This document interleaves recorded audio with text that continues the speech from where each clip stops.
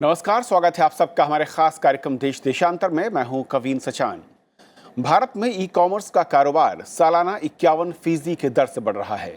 आज भारतीय बाजार पर कब्जे के लिए ई कारोबार करने वाली प्रमुख कंपनियों वॉलमार्ट, अमेजॉन और फ्लिपकार्ट जैसी कंपनियों के बीच होड़ दिखती है। लेकिन साल दर साल कारोबार बढ़ने के साथ नकली उत्पादों की सप्लाई और अनुचित व्यापार व्यवहार को लेकर शिकायतें भी बढ़ रही हैं।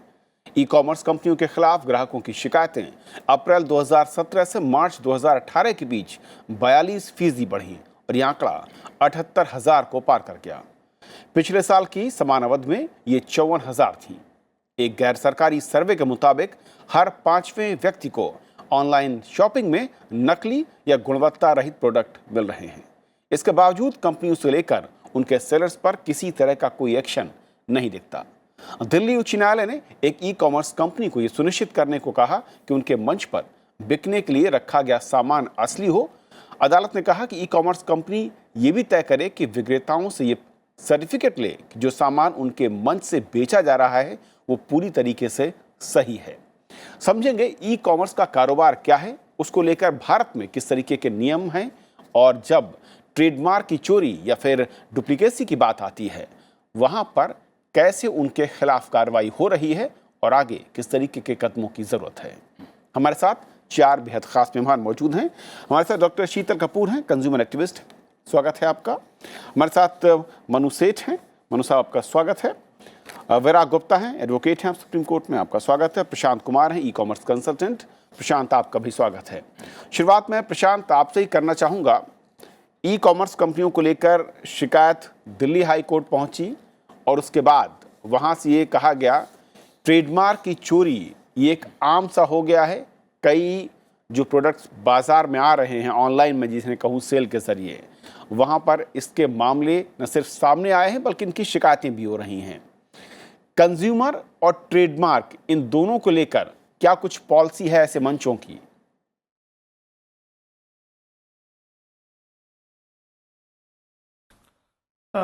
देखिए, मैं सबसे पहले तो ये कहना चाहूँगा कि जहाँ तक ये मटेरियल डुप्लीकेसी का क्वेश्चन है तो ये ना ही सिर्फ ऑनलाइन में है, ठीक है, बल्कि ये ऑफलाइन में भी उतना ही ज़्यादा एग्जिस्ट करता है।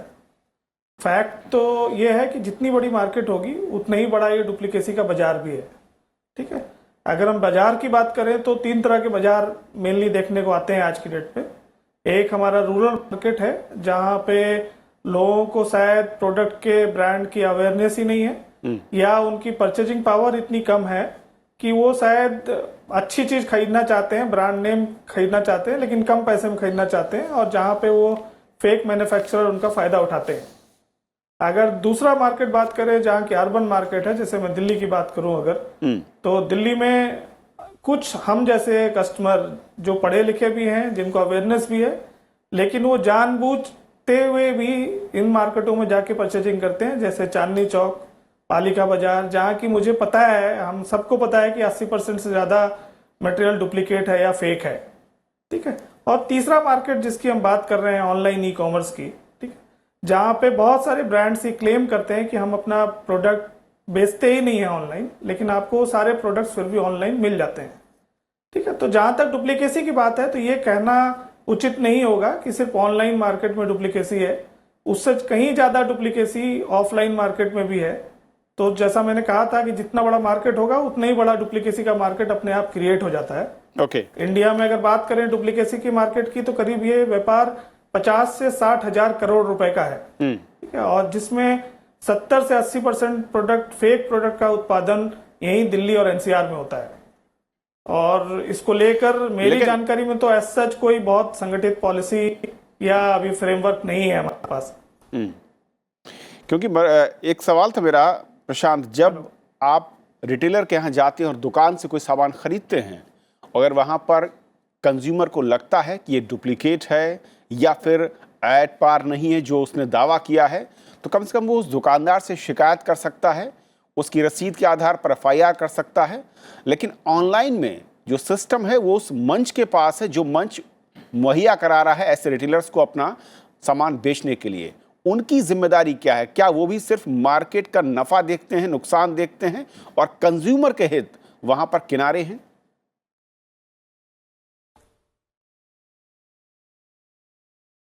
नहीं, जैसा आपने कहा अभी, अगर मैं ऑनलाइन पोर्टल्स की बात करूं, मैं किसी का नाम नहीं लेना चाहूंगा, लेकिन कोई भी ऑनलाइन पोर्टल अगर आप ध्यान दें तो वो इंटेंशनली कोई भी फेक प्रोडक्ट मार्केट में बेचना नहीं चाहते या कस्टमर को फेक प्रोडक्ट देना नहीं चाहते हैं।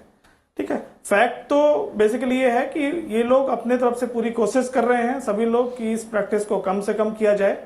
ठीक है, लेकिन ये ऐसा है कि वो सिर्फ एक पोर्टल है और जो उनके पास ऑर्डर आता है वो अपने किसी थर्ड पार्टी एजेंसी से ऑर्डर प्रोक्योर करते हैं और वहीं से वो डिस्ट्रीब्यूट होता है।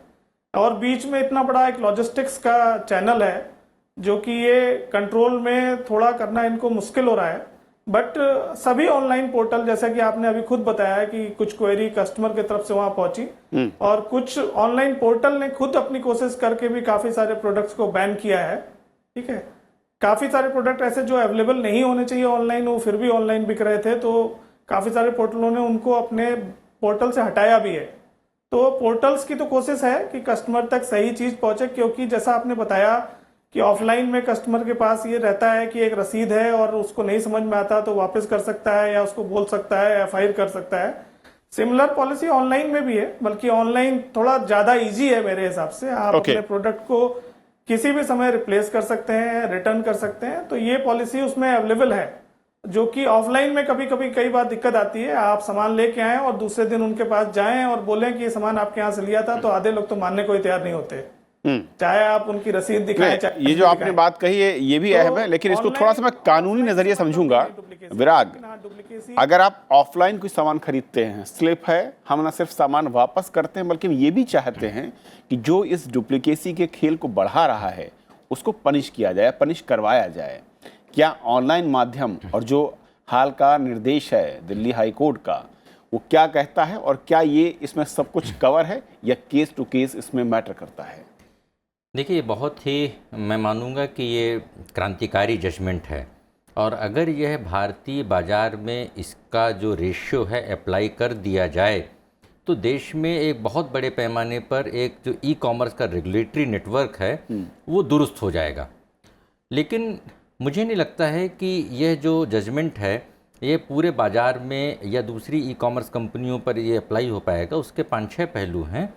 ये एक सिविल सूट था जो 2014 में फाइल किया गया था, लगभग 55 पेज से ज़्यादा का जजमेंट है और ये 2 कंपनियां आपस में लड़ रही थीं, इसलिए यह जजमेंट आ पाया। लेकिन एक आम ग्राहक इतनी बड़ी कंपनियों से लड़ाई कैसे लड़ेगा, यह थोड़ा सा एक बहुत बड़ा मुश्किल है, एक चैलेंजिंग है, क्योंकि कानून है। इसमें जो कानून की व्याख्या हुई है, 2 कानूनों की व्याख्या हुई है। भारत में ई कॉमर्स के रेगुलेट करने के लिए यद्यपि अभी तक ई कॉमर्स प्रॉपरली डिफाइन नहीं किया गया है, उसके बावजूद भी ई कॉमर्स के बारे में जो मेन प्रोविजन है वो इंफॉर्मेशन टेक्नोलॉजी एक्ट में है। जितनी भी इंटरनेट कंपनियां हैं या ई कॉमर्स कंपनियां हैं, जिनको हम फेसबुक, गूगल, ट्विटर या अमेजन या कोई भी कंपनियां हैं, ये अपने आप को इंटरमीडिएट बोलते हैं, जिनको मार्केट प्लेस भी बोल सकते हैं, और यह सब अपने आप को एग्जेम्पशन हासिल करती हैं सेक्शन 79 से, और ये बोलती है कि हमारा काम कुछ नहीं है, किसी एक का सामान था किसी दूसरे के पास भेजा गया, हम एक प्लेटफॉर्म हैं और हमारी कोई कानूनी जिम्मेदारी नहीं है। इसके बारे में सेक्शन 79 में प्रोविज़न है। हाई कोर्ट जज ने बोला, उन्होंने बोला कि आपकी जिम्मेदारी भी है, आप इंटरमीडियरी हैं, उसके बावजूद आपकी जिम्मेदारी है, और उन्होंने 3-4 उसमें आदेश पारित किए कि आप उसमें आप जो सेलर्स हैं उसके पूरे डिटेल रखिए, गारंटी दीजिए, ये सारी चीज़ें कीजिए, और उन्होंने सेक्शन 79(3) की व्याख्या की है। मैं मानता हूँ ये बहुत ही बेहतरीन जजमेंट है, कानून की सही व्याख्या है, और अगर इस जजमेंट को दूसरी कंपनियों के ऊपर अगर लागू कर दिया जाए, कंज्यूमर्स का बहुत बड़ा फ़ायदा होगा और देश की अर्थव्यवस्था को फ़ायदा होगा और इन कंपनियों की जवाबदेही पूरे सिस्टम के प्रति बढ़ेगी। ओके, मनु, जिस तरीके से कहा प्रशांत ने कि आप ऑफलाइन लेते हैं वहाँ भी इसका खतरा होता है, डुप्लीकेसी है, ट्रेडमार्क की डुप्लीकेसी हो रही है, प्रोडक्ट एट पार नहीं दिखता है, जो आप दावा कर रहे हैं उससे अलग होता है। तो अगर ये ऑनलाइन में भी वो चीज़ें आ रही हैं तो दोनों को अलग नहीं करना चाहिए, क्या वाकई सही है? या फिर ऑनलाइन जब हम देखते हैं तो एक ट्रांसपेरेंट सिस्टम हम कंज्यूमर सोचता है और उसके तहत उसको लगता है कि जो मिल रहा है वो बहुत ही गारंटेड है, वो ब्रांड का है, ना कि डुप्लीकेट है। जो आप लोगों ने बोला कविन जी, आपने एक बहुत ही अच्छा पॉइंट रखा कि जो हमारी सिस्टम में पॉलिसी सरकार बना रही है उसमें हमें कुछ सिक्योरिटी चेक्स और एक जिम्मेदारी लानी बहुत ज़रूरी है। बिकॉज एट द एंड हम फ़ायदा देख रहे हैं कंज्यूमर का। कंज्यूमर ऑनलाइन इसलिए लेता है, उसको देखता है कि मेरे को रीच है, मेरे को एक कन्वीनियंस मिलती है और मैं कहीं भी दूर बैठा हूँ, मेरे पास उतने साधन नहीं है कि मैं दुकान पे जाके ले सकूँ।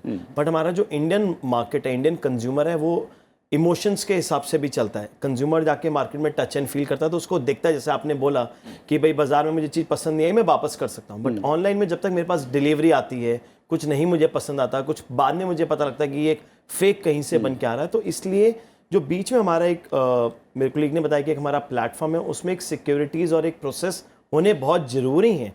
और एक उनके पास ये होना चाहिए कि भाई अगर मैं एक दुकानदार हूँ और ऑनलाइन पे माल बेचता हूँ तो मेरे पास एक ब्रांड से सर्टिफिकेशन होना चाहिए कि भाई मैं ऑथराइज्ड पार्टनर हूँ। उसमें कोई बुराई नहीं है, क्योंकि मैं भी एक ब्रांड के माल को बेच रहा हूँ और ब्रांड भी चाहता है कि लोग मेरे संग जुड़ें, जिसमें कि वो अपनी सेल्स को बढ़ाएं और मेरा भी कंज्यूमर बेस बढ़ाएं। अगर मैं वो सर्टिफिकेशन लेके आपके उस प्लेटफॉर्म पे सबमिट करता हूँ कि मैं एक ऑथराइज्ड पार्टनर हूँ, चाहे मैं किसी भी लेवल का पार्टनर हूँ, हो सकता है मैं एक बड़ा पार्टनर हूँ, एक मैं प्रीमियम पार्टनर हूँ, एक छोटे लेवल का पार्टनर हूँ, और ब्रांड भी चाहता है कि मैं टियर 4 टियर 5 टाउन्स में, शहरों में, जो पास के छोटे छोटे गांव हैं, वहाँ तक भी हमारी रीच होनी चाहिए। चाहे हम कॉस्मेटिक्स की बात लें, चाहे हम दवाइयों की बात लें, कुछ एक बेसिक एपरल्स की बात लें। अगर आप देखें जो गांव के छोटे जो शहर हैं उधर के और जो पास के उनके गांव हैं, वहाँ पे लोग ऑनलाइन लेते हैं। तो सडनली ऑनलाइन को लगता है यार मेरा प्लेटफॉर्म बहुत बड़ा हो गया, मेरे पास 100 मिलियन की मैं रीच को टारगेट करूँगा, 50 में। वो कंज्यूमर बेस तो ठीक है, उसको हमने एक as a platform marketing tool use कर लिया, बट फ़ायदा कंज्यूमर का नहीं हुआ। ब्रांड अलग परेशान है, कंज्यूमर अलग परेशान है। तो अगर हम एक जो सुविधाएं हैं हमारी, उसके अगर एक सिक्योरिटी चेक्स और एक पॉलिसीज बनाते हैं तो एट द एंड उन सबका फ़ायदा मिलता है उसमें। डॉक्टर शीतल, क्या ऑनलाइन जब बाजार की बात करूं और जो कंपनी, इनकी बात कही मनु ने कि कंपनियां भी परेशान हैं कि उनकी डुप्लीकेट ट्रेडमार्क के जरिए कई नए प्रोडक्ट बाजार में उतार दिए गए जबकि उनके प्रोडक्ट हैं ही नहीं, और दूसरा कंज्यूमर भी, क्या कंज्यूमर के जो हित हैं वो ऑनलाइन में उतने ही सेफ दिख रहे हैं जितना कि ऑफलाइन में है, या दोनों वाकई इक्विवेलेंट दिखते हैं? देखिए, उपभोक्ता के पास 6 अधिकार हैं उपभोक्ता संरक्षण अधिनियम 1986 के अंतर्गत, जिसमें हम सबसे पहले कहते हैं कि जो भी सामान वो खरीद रहा है, चाहे वो ऑफलाइन खरीद रहा है या ऑनलाइन खरीद रहा है, वो सुरक्षित होना चाहिए। और उसके बाद है कि सूचना का अधिकार है, तो और उसके बाद वो चुन भी सकता है। तो ये सारे अधिकार जो हैं वो उसको ऑनलाइन में अभी पूरी तरह से नहीं मिल पा रहे हैं। जैसे अगर वो सामान आता है, पहले तो वो हमने जो है देखा कि अब बाज़ार जो है, ऑनलाइन बाज़ार काफ़ी तेज़ी से जो है लोगों का ट्रस्ट आने लगा है और लोग उस पर भरोसा करके ख़रीदने लग गए। और 2017 के जो आंकड़े हैं उसमें 10 करोड़ से ऊपर ऑनलाइन शॉपिंग हुई है और 50% से बढ़ रहा है। तो ये बाज़ार काफ़ी लोगों की ट्रस्ट है तो उससे ही बढ़ रहा है। पर अभी भी अगर आप देखेंगे तो जो नकद में ही लोग जो है ज़्यादा ख़रीदना चाहते हैं, जैसे कि वही COD जो कैश ऑन डिलीवरी मॉडल है वही ज़्यादा अभी भी पॉपुलर है, क्योंकि वो ट्रस्ट नहीं कर पा रहे हैं मार्केट पर। और उनको लगता है कि अगर वो अपनी प्राइवेट इन्फॉर्मेशन जैसे शेयर करते हैं कि अगर वो डेबिट कार्ड से पेमेंट करते हैं या और कोई मोड से, तो वो अभी भी उतना सुरक्षित उस प्रक्रिया को नहीं पाते हैं। फिर दूसरा जो है कि हमारा एक जो 5वां अधिकार आ जाता है कि कहाँ शिकायत करें। तो वो देखते हैं कि हमें अभी भी ग्रीवेंस, जैसे बोला गया था कि IT एक्ट में है कि 79 जो सेक्शन की बात भी की गई है कि उसमें ग्रीवेंस ऑफिसर जो है हर एक वेबसाइट कंपनी को अपने उस पर देना होगा। पर अभी हम लोग ने मैंने एक रिसर्च सर्वे भी किया था, तो उसमें ये पाया कि कोई बहुत कम कंपनीज जो है अपने ग्रीवेंस ऑफिसर का नाम बताती हैं, या इस तरह से जो लोगों को, जैसे आप टियर 2 और टियर 3 के कई जो है ग्रामीण लोग भी शॉपिंग कर रहे हैं, उन्हें यही नहीं पता कि किस तरह से वो उस जो है अपनी शिकायत को लॉन्च करा सकते हैं। तो बहुत जो है अभी भी लोगों का ट्रस्ट जो है वो बहुत पूरा नहीं है इस बाज़ार पर, और मुझे लगता है कि अभी बहुत ज़रूरत है कि हम उसे जो है मतलब रेगुलेशंस लाएं।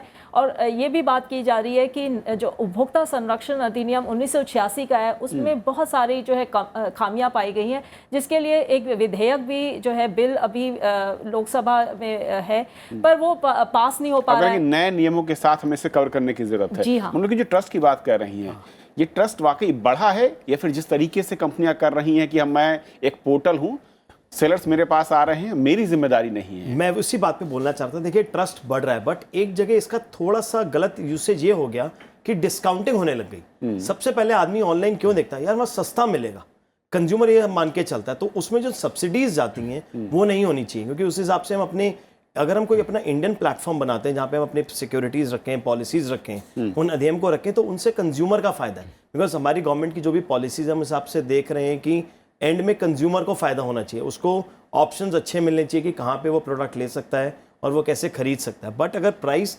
डिस्काउंटिंग ज़्यादा है तो कंज्यूमर वहाँ भाग जाता है। क्या डिस्काउंटिंग भी डुप्लीकेसी का एक बड़ा बिल्कुल reason है, इसलिए मैंने वो प्राइस का पॉइंट लिया, क्योंकि अगर आप देखिए, अगर आप एक ब्रांडेड बनाते हैं, हम इंटरनेशनल मार्केट में कहीं ट्रैवल करें, एक बार आप करेंसी के फ्लक्चुएशन को छोड़ दीजिए, बट वो फ्लक्चुएशन करेंसी से होता है, बट प्राइस नॉर्मली डॉलर के प्राइस के हिसाब से चल रहा होता है। बट जहां पे आप अपना प्राइस का डिस्काउंटिंग करते हैं, वहीं से फेक चीज बनने लग जाती है कि यार अब तो कोई देख नहीं रहा, एक छोटा सा लूपहोल बना और सस्ता करके बेच दो, और सस्ता करके बेच दो। बिकॉज जब आप एक माल पहुंचाते हैं, मान लीजिए कोई भी मेरा माल नोएडा से बन रहा है, या मान लीजिए तेलंगाना में कहीं फैक्ट्री से बन रहा है और वो लास्ट में पौंडीचेरी तक जा रहा है या श्रीनगर तक जा रहा है, उसकी एक लॉजिस्टिक्स कॉस्ट है, उसकी एक डिस्ट्रीब्यूशन कॉस्ट है, स्टोर पे रखने की कॉस्ट है। अगर मैं सीधा ई कॉमर्स से उसको उसके पास के वेयर हाउस में दे देता हूँ भिवंडी पर, वहां से सप्लाई हो जाती है, फिर तो खाली एक लॉजिस्टिक्स कॉस्ट रह गई। तो प्राइसिंग भी एक बहुत बड़ा पैरामीटर हो गया है ये फेक चीज़ों को बढ़ाने के लिए।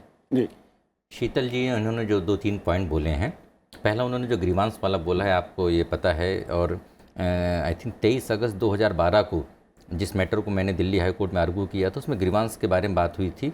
ये बड़ा अजीब है और दुर्भाग्यपूर्ण है, जैसा मैंने बोला था कि दिल्ली हाई कोर्ट के ऑर्डर्स हो गए, लेकिन उसको इम्प्लीमेंट करना मुश्किल काम है। देश में व्यापार कर रही हर इंटरनेट कंपनी को ग्रीवांस ऑफिसर अपॉइंट करना चाहिए कानून के हिसाब से। बड़ा दुर्योग है कि जैसे व्हाट्सअप है या फेसबुक है या गूगल है, इन्होंने बड़े प्रयासों के बाद ग्रीवांस ऑफिसर अपॉइंट किए, पर भारत से बाहर अमेरिका में कर दिए हैं, जिससे उसका फ़ायदा नहीं मिल पा रहा है। दूसरे नंबर पर इन्होंने प्राइसिंग की बात किया। अब जब जीएसटी लगा तो ये जो ई कॉमर्स की जो सेलर्स कंपनियां हैं, इनको काफ़ी दिनों तक टीडीएस काटने की जिम्मेदारी इनसे मुक्त रखा गया, जिससे इनको फ़ायदा होता है। अब पूरी समस्या किस बात की है कि एक बंदूक बन जाती है, कोई आदमी बंदूक चला भी देता है, उसमें मौत भी हो जाती है, लेकिन नली अलग है, कारतूस अलग है, चलाने वाला कोई और, उसकी जवाबदेही नहीं बनती है। पहली बार इस ऑर्डर से एक जवाबदेही पक्की हुई है। अब इस ऑर्डर का विस्तार करें कैसे होगा? मान लीजिए कि इन्होंने बोला कि बहुत बड़े पैमाने पे सारे व्यापार हो रहे हैं, फेसबुक, गूगल या ट्विटर या कोई भी ई कॉमर्स कंपनी में है, वहाँ पर फेक यूजर्स हैं 8% से लेकर 30% तक, उनके अपने खुद के एस्टिमेट 8% फेक यूजर्स हैं, इंडस्ट्री के एस्टिमेट से 30% फेक यूजर्स हैं। अब एक फेक यूजर किसी का नुकसान करता है, वो भी इस कानून के दायरे में आता है। वो कंपनी आज गूगल हो या ट्विटर हो या फेसबुक हो या कोई ई कॉमर्स कंपनी हो, फेक प्रोडक्ट के अलावा वहाँ पर फेक आदमी को अपने प्लेटफॉर्म पे बिजनेस करने के लिए या किसी भी तरीके से करने के लिए उसको अलाउ नहीं कर सकती है। 2-3 साल पहले एक रोचक मामला आया था, OLX कंपनी में डिग्री, दिल्ली यूनिवर्सिटी की दूसरी डिग्री बिक रही थी। तो क्या ऐसा हो सकता है? अभी मद्रास हाई कोर्ट ने ई फार्मेसी पर तमाम सारे उन्होंने रिस्ट्रिक्शंस लगाए हैं। प्रश्न इस बात का है कि ये एक पूरी समस्या एक बड़े हाथी की तरह है, जिसको अलग अलग तरीके से देखा जा रहा है। लेकिन क्या इंटरनेशनली जो ई कॉमर्स कंपनियां हैं बनू, और भारत में जिस तरीके से व्यापार हो रहा है, प्राइसिंग का वॉर हो या फिर क्वालिटी की बात हो या फिर ट्रेडमार्क की चोरी, ये समस्या कमोबेश क्या है? यूरोप में भी ऐसा है, फॉरेन में ऐसा है, या इंडिया में इसको लेकर उस तरह के नियम नहीं है, इसीलिए इसका फायदा उठाया जा रहा है? एक नियम का फायदा, और दूसरा यहाँ पे एक होड़ लगी हुई है कि मैंने नंबर ज्यादा बेचे, मेरे पास यूजर्स बहुत हैं। आप कभी देखिए, अमेजॉन कभी यूएस में ये नहीं बोलता कि मैं 100 मिलियन यूजर करूंगा या मेरे पास बेस होगा। इंडिया में जो भी अगर अमेजॉन स्टोरी कर रहा है या फ्लिपकार्ट बोल रहा है, दे ऑल आर सेइंग कि हम इन्वेस्टमेंट करेंगे, वो कहेंगे कि हम कुछ महीने में 100 मिलियन या 150 मिलियन यूजर ले आएंगे। अब आप देखिए, अगर 1.32 की बिलियन की हमारी आबादी में वो क्लेम कर रहे हैं कि 100 मिलियन यूजर मेरे पास होंगे, तो उसमें किसी को ये नहीं पता है कि वो रिपीटेटिव है, यूनिक है। वो यूजर की काउंट में हम दौड़ने के हम उसको एक प्लेटफॉर्म बना दिया। अब आप अमेजॉन प्राइम कंज्यूमर बन गए तो आपकी डिलीवरी फास्ट हो जाएगी। अब आप एक चीज बताइए, अगर मैं कोई प्रोडक्ट ले रहा हूं, मैं उतना ही पैसा मैं भी दे रहा हूं, और आप प्राइम कंज्यूमर हैं, आप भी प्रोडक्ट का वो पैसा दे रहे हैं, बट कंपनी ने आपको प्राइम कंज्यूमर बना के आपसे थोड़ा एक्स्ट्रा ले लिया, तो आपकी डिलीवरी पहले कर दी। कंपनी कहीं ना कहीं तो लॉस में तो काम नहीं कर रही होगी, कहीं ना कहीं लॉजिस्टिक्स से कवर कर रही होगी। तो जो आपका एक सवाल है कि अगर आप यूएस यूरोप में देखें, वहां पे भी होते होंगे, बट उनका परसेंटेज बहुत स्मॉल है। जैसे आपने बताया कि हमारा परसेंटेज 46-42% जा रहा है, सेल्स बढ़ रही हैं, तो एकदम हमारी अपॉर्चुनिटीज में बढ़ गई कि बिजनेस बढ़ेगा तो फेक मार्केट बढ़ेगा। मैं इससे सहमत नहीं हूं, बट उस सिस्टम्स और पॉलिसीज लानी बहुत जरूरी है। शीतल, क्योंकि जब कंज्यूमर की बात आती है और जब हम बार बार बात कर रहे हैं जब ऑनलाइन सिस्टम की, ऑनलाइन सिस्टम में कई बार नियम शर्तें 10 दिन तक आप रीचेक कर लीजिए, उसके बाद आप वापस नहीं कर सकते, 10 दिन के अंदर आपको वापस करना है। मुझे 11वें दिन पता चलता है कि प्रोडक्ट फेक है या एट पार नहीं है, उसका मेरे पास कोई विकल्प नहीं है। जी हाँ, जागरूकता जो है अभी उपभोक्ता में बहुत कम है, और जब वो सामान खरीद लेता है और उसे गलत सामान मिल रहा है, फेक चीज़ मिल जाती है, तो उसे जो है वो एक तरह से ये भी नहीं समझ पाता है कि वो क्या करे। कई बार तो वो जो है रिफ़ंड या रिप्लेसमेंट की जाल में फंस जाता है।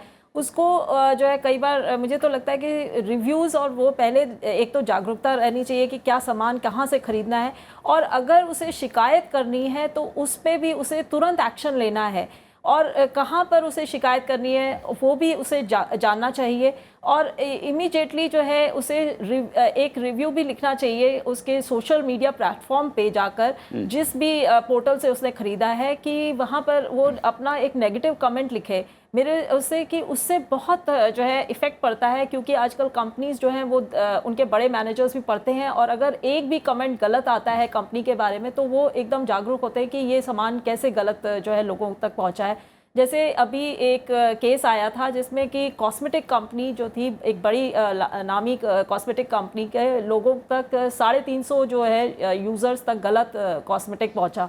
तो जब ये पता चला, और कुछ सिर्फ 7 लोगों ने ही कंप्लेंट पहले की, और जैसे ही ये डाला गया उनके सोशल मीडिया प्लेटफॉर्म पे, तो बहुत सारे लोगों ने कहा कि हमें भी ये जो है काजल गलत मिला है। तो इस तरह से जो है ये एक नेगेटिव रिव्यू जो है वो जैसे ही कमेंट आएगा तो लोग भी जागरूक होते हैं, और फिर उसके लिए जो है एक्शन भी लिया जाता है। कंपनियां बाद में उसकी तरफ ध्यान देती है। मैं एक कमेंट चाहूँगा, प्रशांत हमारे साथ हैं। प्रशांत, क्योंकि ऑनलाइन जब पोर्टल हैं और वे सबसे बड़ी, मैं बार बार इस सवाल पे आ रहा हूँ, क्यों क्या उनकी कोई जवाबदेही तय नहीं है? क्या वो उनको पता होता है कि ये ब्रांड या फिर ये ट्रेडमार्क इंडिया में नहीं है, या इंडिया में इसकी मैन्युफैक्चरिंग नहीं होती है, लेकिन उस जो मंच है उसको अगर वो सप्लाई दिल्ली या इंडिया के किसी शहर से हो रही है तो क्या उसे इसका आभास नहीं है कि डुप्लीकेट है, और फिर भी वो मंच मुहैया कराता है?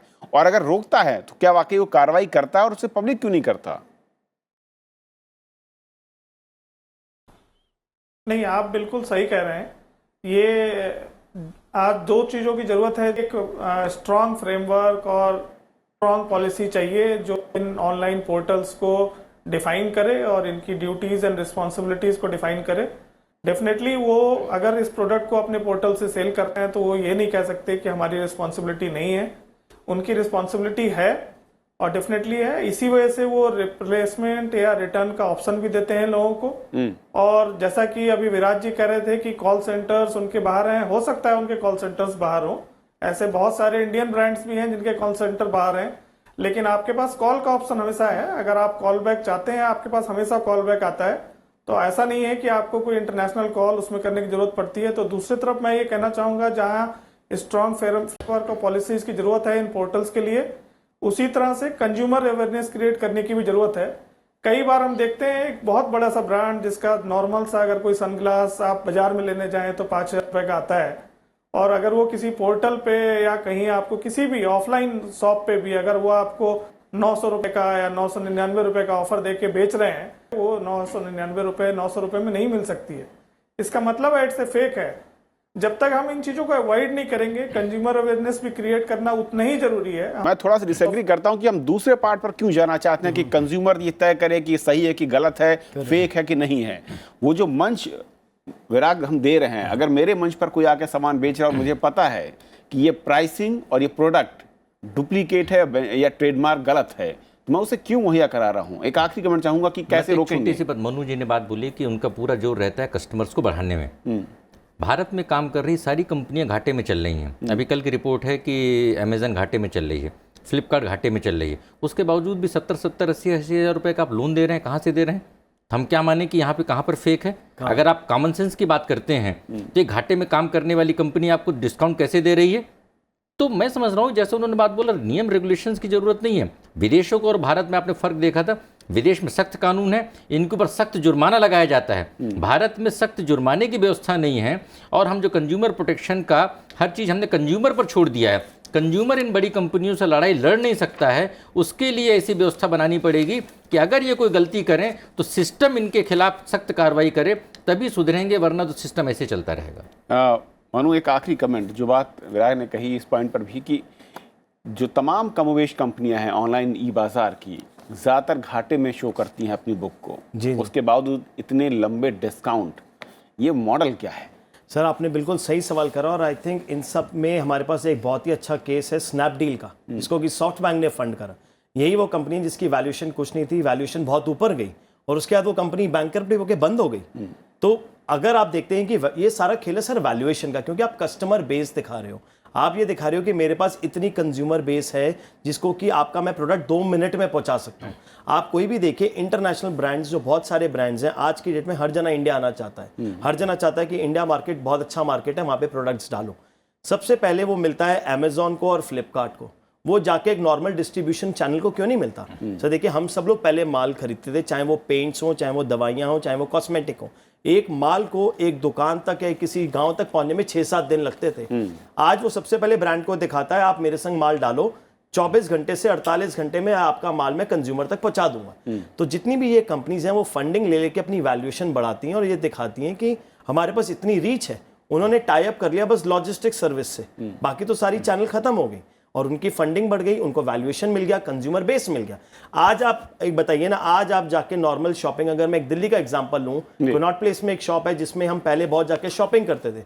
एक मैं एक ज्वेलरी का एग्जांपल लेता हूं, त्रिभुवन दास जावेरी एक शॉप होती थी, पूरी दिल्ली में फेमस होती थी कि आप वहां जाके शॉपिंग करिए, बट उन्होंने भी अपनी ब्रांचेस खोली क्योंकि कंज्यूमर अपने पॉकेट में रहने लग गया, कंज्यूमर बाहर नहीं निकलता। तो ऑनलाइन अपनी वैल्यूएशन दिखाता है, ये दिखाता है मेरे पास रीच है। और क्या मतलब ये है कि वैल्यूएशन के चक्कर में आप जो है बाकी जो पैरामीटर हैं, चाहे वो क्वालिटी मिस कर गए, क्वालिटी, प्राइस, सिस्टम, पॉलिसीज। क्योंकि एक देखिए, इन्होंने भी विराज जी ने बहुत अच्छा पॉइंट बोला कि एक नॉर्मल कंज्यूमर बड़ी कंपनी से नहीं लड़ सकता। बिल्कुल, ये मैं इसी नोट पर खत्म करना चाहूंगा कि एक कंज्यूमर किसी भी बड़ी कंपनी के साथ सीधे नहीं लड़ सकता। हो सकता है कि कुछ में हिम्मत हो, वो कोर्ट जाएंगे, लड़ते रहेंगे, लेकिन सभी कंज्यूमर का भला तभी होगा जब ऐसे मामलों के खिलाफ एक यूनिफॉर्म पॉलिसी होगी जो कि कंज्यूमर का प्रोटेक्शन रखेगी, और कंपनियों के खिलाफ अगर वो ट्रेडमार्क या नकली सामान को बेचती हैं या फिर क्वालिटी को लेकर समझौता करती हैं तो उनके खिलाफ वो कार्रवाई करें। बहुत बहुत शुक्रिया आप चारों मेहमानों का हमारे साथ इस बेहद अहम चर्चा में शामिल होने के लिए। और अब बात आप दर्शकों की राय की। हमने कार्यक्रम दिखाया था कि भगत सिंह जिन्हें शहीद का दर्जा नहीं मिला क्यों। दर्शक लिखते हैं प्रतिभा यादव कि भगत सिंह, सुखदेव और राजगुरु जी ने आज़ादी की नींव रखी और हमारे राष्ट्र को स्वतंत्रता दिलाई। ये हमारे राष्ट्र के अभिनेता हैं और अब तो हम स्वतंत्र और हमारे देश के हीरो और युवाओं के आदर्शों को शहीद का दर्जा देना चाहिए।